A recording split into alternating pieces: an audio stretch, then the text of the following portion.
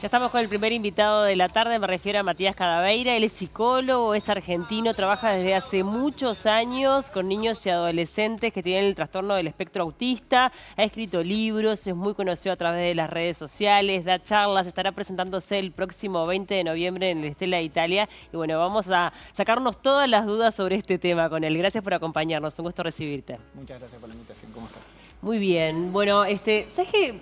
Hoy pensando en esta charla dije, voy a arrancar desde el comienzo, porque más allá de que todos tenemos como una idea de qué es el espectro autista, me parece que está bueno definirlo, o que vos los definas, que sos la persona que sabe. Ahí vamos. Porque lo más difícil del autismo justamente es definirlo. Como nombraste la palabra espectro, cuando hablamos de espectro hablamos de un abanico de posibilidades muy amplias y que no hay una persona autista igual que otra. Bien. No obstante, para poder llegar al diagnóstico de autismo tenés que tener dificultades pronunciadas en todo el área de la sociocomunicación. Bien. Dificultades para decodificar el lenguaje, que puede llegar a ser desde personas que son no hablantes hasta personas que pueden tener hasta altas capacidades intelectuales.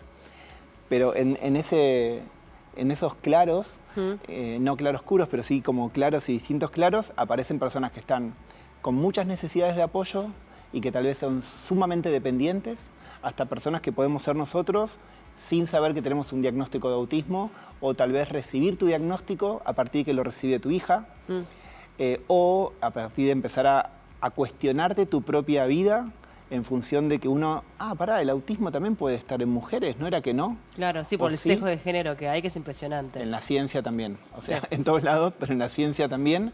Y lamentablemente a quienes nos formamos en el diagnóstico del autismo, vemos que yo me doy cuenta que quizás si vos sos mamá de un niño, podrías estar dentro del espectro, pero si yo te tomo las mismas pruebas que le tomé a tu hijo varón, en vos van a dar negativas. O sea, vas a quedar subdiagnosticada. Entonces, por eso quizás no me gusta dar una definición única, pero sí hay conductas, intereses, que son más bien, los libros médicos te dicen restringidos, intereses restringidos, estereotipados y repetitivos. Terrible. Y muchos autistas adultos lo llaman pasiones, que tiene que ver con este interés focalizado, minucioso, focalizado, que incluso podríamos hablar de una atención sobrefocalizada, y vos decís, wow, esta es una fortaleza, no es un déficit. Bien. Y después, chiquito, lo sensorial, ¿no? ¿Cómo te manejás vos con el mundo sensorial? Desde lo auditivo, las comidas, si sos selectivo, si sos hipersensible al tacto. Todo el mundo sensorial puede llegar a generarme hasta incluso una sobrecarga sensorial, que como yo puedo filtrar bien los estímulos, estoy atento a vos, pero ese ruidito de fondo acá. Y hay gente que esos estímulos sensoriales podrían llegar a desorganizarlos. Bien. Ahora estamos viviendo en un momento en donde se habla bastante del espectro autista, donde creo que todos conocemos, ¿no? Alguna familia que tiene algún integrante que tiene el trastorno del espectro autista. ¿Antes había un subdiagnóstico o qué fue lo que ocurrió para que ahora esté tan presente? Bueno, no hay una causa única determinada, se habla de multicausalidad.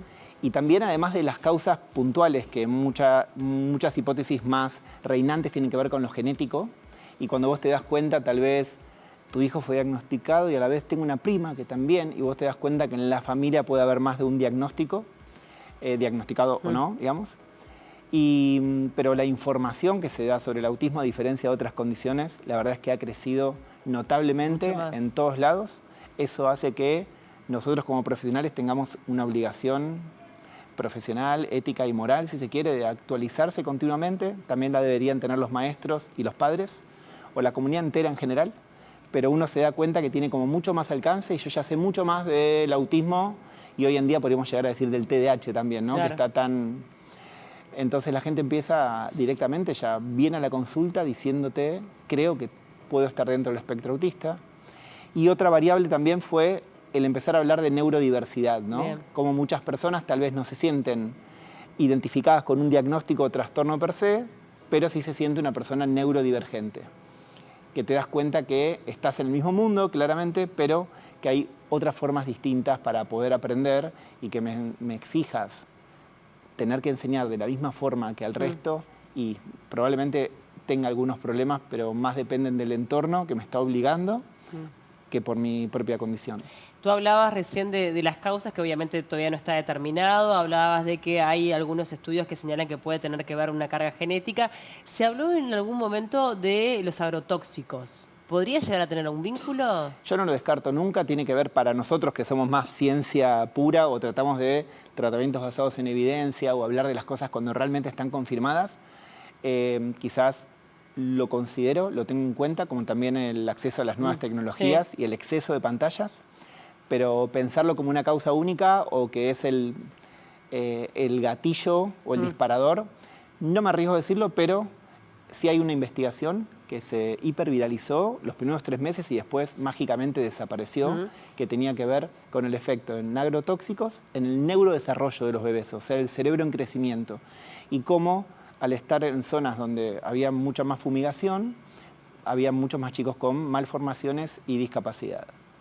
Y eso podría haber sido un mundo en el que se pudo haber crecido mucho más la investigación, y fue la única investigación que vi, no vi más. Y habitualmente también se cuida la dieta de las personas con autismo, ¿no? ¿Cómo está relacionado eso? Me llama la atención, independientemente de lo selectivo, que vos me decías que a veces puede llegar a ser hasta un problema, ¿no? Porque si comen solo 2 alimentos, obviamente que el crecimiento de un chiquilín va a ser muy difícil, pero hay una forma de mejorar un poco el espectro a través de la alimentación. ¿Cómo es el vínculo?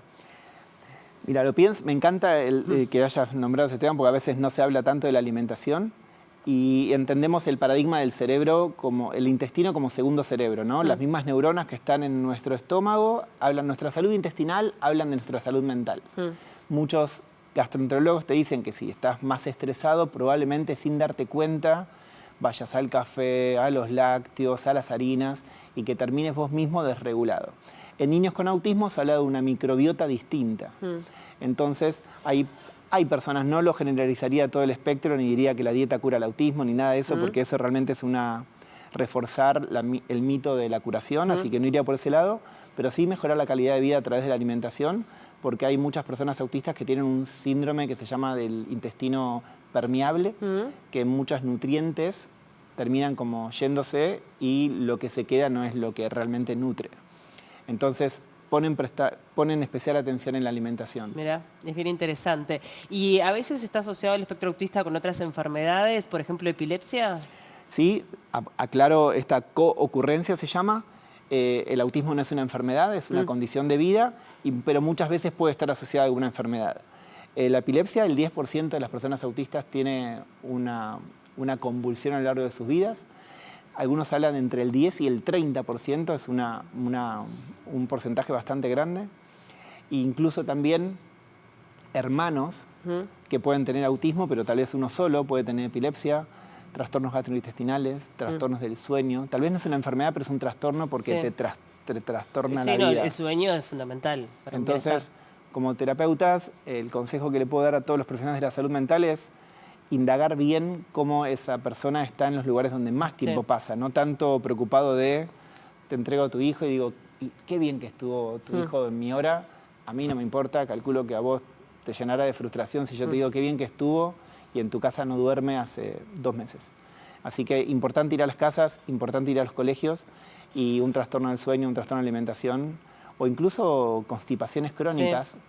Y tener que usar enemas, cosas que son realmente invasivas y terribles en una familia donde no duerme nadie hace meses.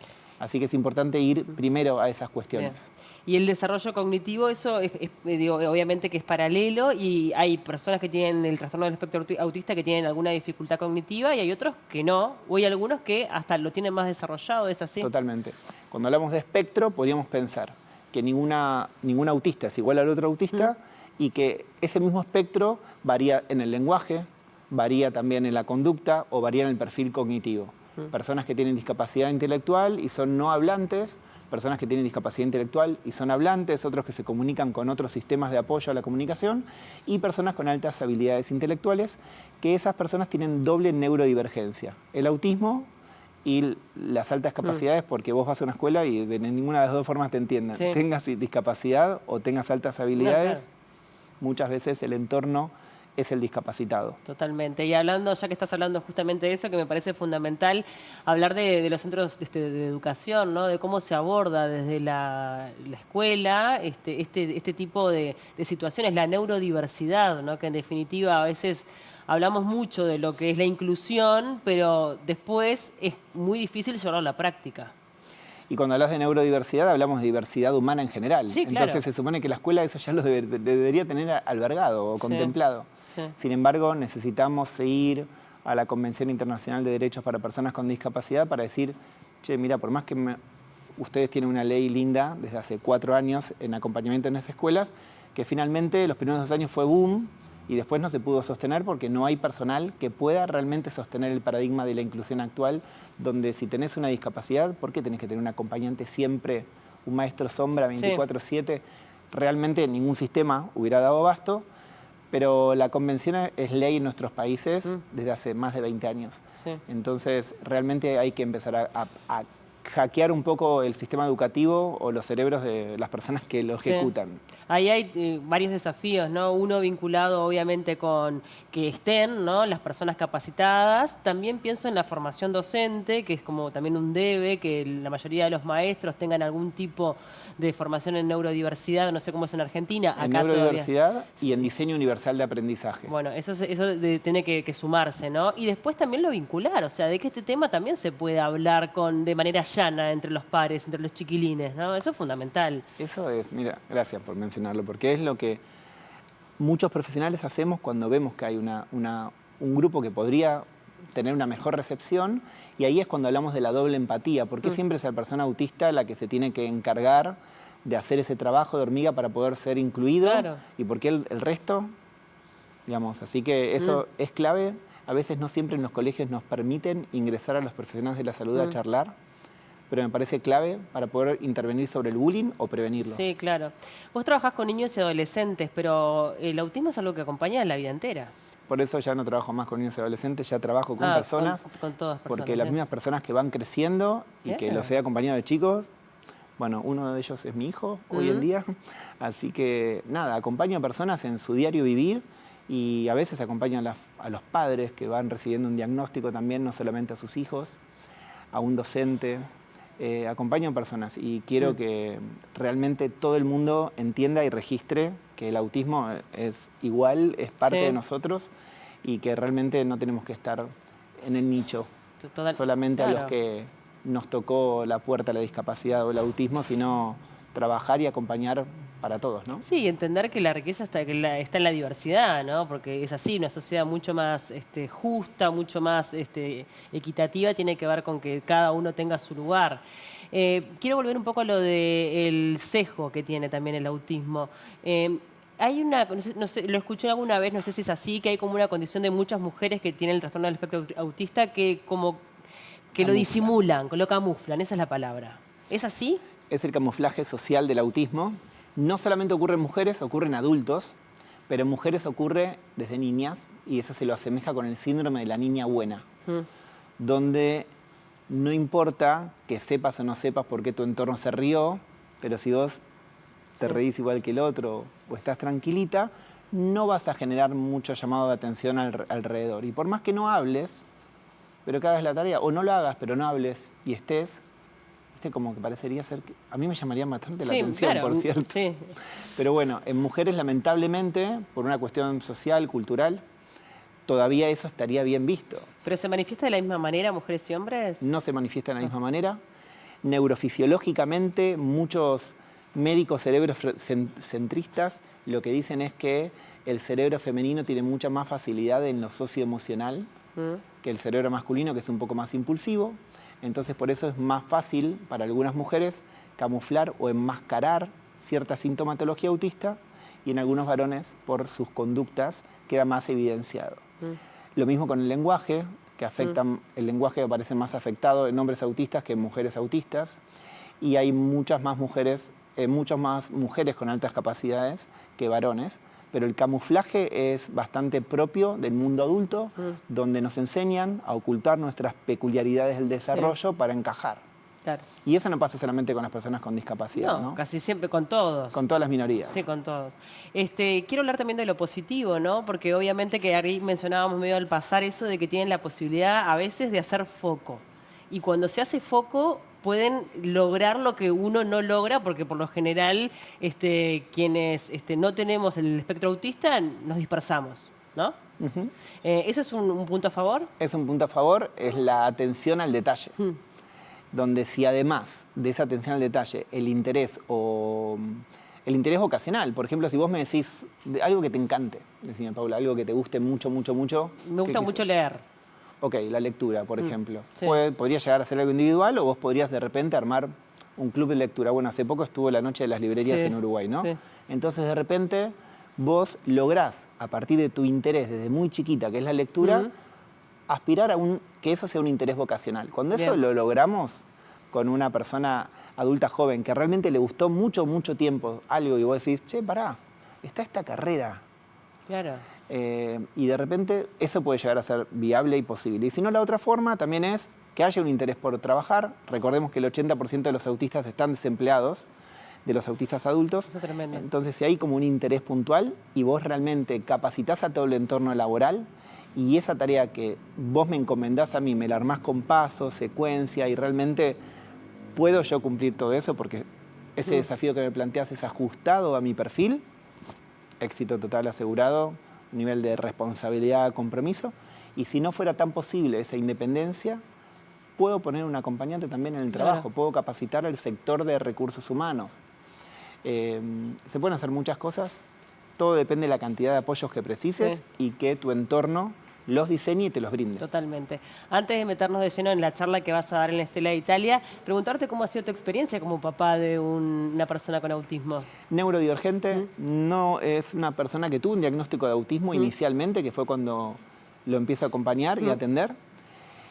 Y yo lo di de alta diciendo, este chico no tiene autismo, está muy bien. Y después de un tiempo, 7 años después, me vuelven a contactar por determinadas situaciones complejas desde lo familiar y desde lo personal. Pero creo que lo importante ahí es reforzar el vínculo que yo creé en mis sesiones de juego, en mis sesiones vinculares y terapéuticas, tanto con la familia como con él, ¿no? Sí. Porque pasaron 7 años y yo tenía la foto de él en su cumpleaños vestidito de Woody de Toy Story en la ladera. Y siempre la pregunta era, y eso me pasa en general, ¿no? Como no puedo acompañar a nadie si no me vinculo emocionalmente, por más que en la facultad me hayan dicho que lo emocional no tenía que ponerse en juego. Si sos psicólogo, es muy difícil. No puedo trabajar, si no me llevo los problemas de los demás a veces a la hora de dormir. Me pongo a llorar muchas veces también, pero sobre todo me río, me divierto, juego. Y el objetivo mío es mejorar la calidad de vida de las personas porque lo pongo en los informes para la prepaga, para el sistema de salud argentina, para la escuela y no quiero que quede una inclusión de cotillón. Así que sea real, obvio. Sé que si esa persona realmente necesita un trabajo, no estará dentro de mis tareas como terapeuta, pero me pongo a buscar un trabajo de esa persona porque sé que me comprometí a mejorar su vida. Entonces, en ese sentido, tal vez no soy un psicólogo tan convencional, pero me encantaría que todos sean así para realmente que haya cambios sustanciales en las instituciones. Sí, eso de comprometerse con la tarea, con lo que nos toca. Bueno, hablemos un poco de lo que va a pasar el 20. Bueno, propuesta, un productor de Uruguay, 2 productores, me escriben, sabían que yo había venido a Punta del Este y volví a Punta del Este la semana que viene. Y ya había estado en Montevideo dando charlas, pero por lo general las charlas siempre son como dirigidas por una fundación de padres, me contacta el Ministerio de Educación para el Congreso Somos, siempre como hay algo más de nicho, ¿no? Como esto de me contacta aquel que tiene hijos, aquel que cree que... Y esta vez fue un poco distinto, era un productor de teatro, yo a veces doy charlas en teatros, y dije, bueno, me animo a vincular mis años de teatro, de haber estudiado 10 años de teatro, con mi ser conferencista, por así llamarlo de algún modo, siendo psicólogo. Y la idea es derribar mitos, dar muchas estrategias, armar secuencias donde va a haber algo ligado a la interacción, algo ligado a la actuación, pero sobre todo que vaya quien vaya, que la idea no es nicho, sino abrir un poco más mentes, aprendamos sobre autismo, debatamos sobre autismo, discutamos, digamos, basta esto, chau, frasecitas que no, pero que se lleven como algo rico y nada. Es bien interesante, no solamente pienso obviamente para las familias que están involucradas y que además muchos ya te deben seguir por las redes sociales, sino también para docentes, para personas que trabajan en un club, o sea, para un montón de gente que está en contacto con otros y que bueno, que es un aprendizaje que tenemos que hacer todos en definitiva, esto es de día a día. Y es un poco lo que decías, ahora ya sabés que hay alguien cercano a vos que tiene autismo, o sea, el autismo es parte de la vida, así que la idea es incluir en general. Las entradas ya están a la venta, ¿verdad? Sí. 20 de noviembre en el Estela de Italia, a las 20 y 30 horas. Y las entradas, ahí estoy viendo, por Ticanteles. Mientrada.com.uy. Por mientrada.com. Mientrada.com.uy. Entran allí al sitio y bueno, con tu nombre lo van a encontrar, el espectáculo, Sí, ¿no? estás en el espectro. Estás en el espectro. Y Matías Cadaveira, para toda la gente que lo quiera también seguir a través de las redes sociales. Ahí tenemos tu libro, ¿no? Mi libro Autismo, guía para padres y profesionales, que ahora justo está por salir una edición de bolsillo, que creo que ya salió acá. Y en abril sale mi segundo libro sobre ansiedad. Qué bueno, bien interesante. Así que cuando vengas, si lo venís a presentar a Uruguay, ya estás invitado acá al programa de nuevo. Buenísimo. Gracias por acompañarnos, un gusto recibirte.